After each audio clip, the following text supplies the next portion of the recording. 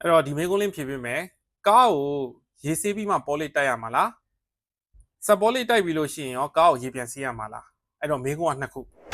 ဟုတ်ပါတယ်ကားကိုရေဆေးပြီးမှစက်ပေါ်လေးတိုက်ရမှာပဲဖြစ်တယ်ဘာဖြစ်လို့လဲဆိုရင်စက်ပေါ်လေးတိုက်တယ်ဆိုတာကားမှိန်နေတာကိုပြန်ပြီးတော့တောက်ပလာအောင်လို့စက်ပေါ်လေးတိုက်ရတာပဲဖြစ်တယ်အဲ့ဒီအချိန်မှာကျွန်တော်တို့ကားပိုင်ရှင်ကပေါ့နော်ဒီကားကိုနေရာပေါင်းစုံသွားထားတဲ့အခါမှာကားစီးသားပေါ်မှာတင်နေတဲ့ຢာတွေရှိတယ်ဘာလဲဆိုရင်ဖုန်နေတဲတွေစသဖြင့်ပေါ့တကယ်လို့များကျွန်တော်တို့ရေမဆေးဘဲနဲ့စပေါ်လေးသွားတိုက်လိုက်မယ်ဆိုရင်ဖုန်နေတဲတွေနဲ့စပေါ်လေးထဲမှာပေါင်ဝင်မှုရှိသွားတဲ့အခါကျလို့ရှိရင်အစင်းຢာတွေဘာတွေကားပေါ်မှာပြန်ပြီးတော့ဖြစ်လာနိုင်တယ်ထို့အပြင်ကိုတိုက်လိုက်တဲ့ polish က performance ကကားပေါ်မှာပြေဝရရှိမှာမဟုတ်လို့ပဲဖြစ်တယ်ဒါကြောင့်ကျွန်တော်တို့ကရေဆေးပြီးမှစပေါ်လေးတိုက်ရမှာပဲဖြစ်တယ်ဒါကြောင့်ပထမဆုံးမေးခွန်းကကားကိုရေဆေးပြီးမှသာလေစပေါ်လေးတိုက်ရမှာပဲဖြစ်ပါတယ်ဒုတိယမေးခွန်းကစပေါ်လေးတိုက်ပြီးတဲ့ခါမှာရောရေပြန်ဆေးဖို့လိုလားပေါ့ဒါအရန်ကိုသိကောင်းတဲ့မေးခွန်းပဲဖြစ်တယ်အဲ့တော့တော်တော်များများဈေးကွက်မှာစပေါ်လေးတိုက်ပြီးရေပြန်ဆေးနေကြဆိုင်နေရှိပါတယ်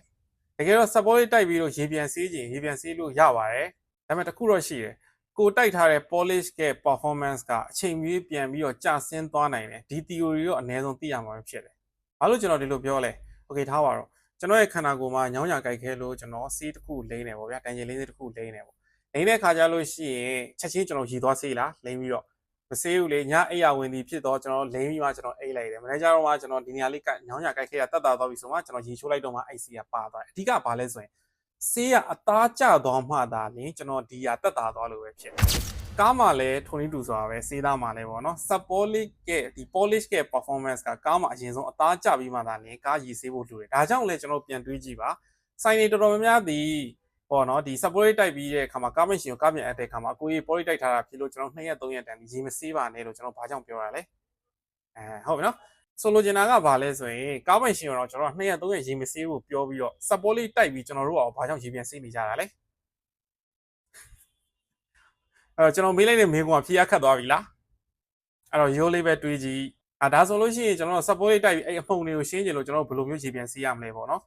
အဲ့တော့ကျွန်တော်ပြန်ပြောပါမယ်ကျွန်တော် compound တိုက်တယ်ပထမဆုံးကြီးချွတ်တယ်ပေါ့နော်ပြီးဒုတိယအဆင့်ကျွန်တော် polish တိုက်တယ်ပြီးရမယ်ကျွန်တော်ရေဆေးတယ်အဲ့အဆင့်ထိကိုကျွန်တော်မလုပ်ပါနဲ့နောက်ဆုံး final မှာ west အဆင့်ထိကိုကျွန်တော်တိုက်လိုက်ပါတိုက်ပြီးတဲ့အခါကြာမှသာလင်းကျွန်တော်ရေသွားဆေးပါဘာကြောင့်လဲဆိုရင် polish တိုက်ပြီးချင်း west မတိုက်ဘဲနဲ့ရေသွားဆေးတဲ့အခါမှာအဲ့ polish ကအချိန်ပြည့်ပြန်ပါသွားနိုင်တယ်ဒါကြောင့်ကျွန်တော်တို့က polish ကိုပြန်ပြီးတော့မပါတော့အဲ့ polish ပေါ်မှာ west တစ်ထပ်အုပ်ပြီးမှကားကိုရေဆေးမယ်ဆိုလို့ရှိရင်အဲ့ဒီ west ခံနဲ့ဒီ polish ကပါသွားနိုင်တဲ့ chance ကနည်းတော့မှာဖြစ်တယ်ဒါကြောင့်ကျွန်တော်တို့က support တိုက်ပြီးရေပြန်ဆေးခြင်းနဲ့ဆိုလို့ရှိရင်ဆေးလို့မရအောင်မဟုတ်ရပါတယ်ဒါပေမဲ့ west ကိုနောက်ဆုံး final အဆင့်ထိတိုက်ပြီးမှဒါလေရေဆေးမယ်ဆိုလို့ရှိရင်တော့ပို့ပြီးတော့ကောင်းတယ်ပေါ့နော်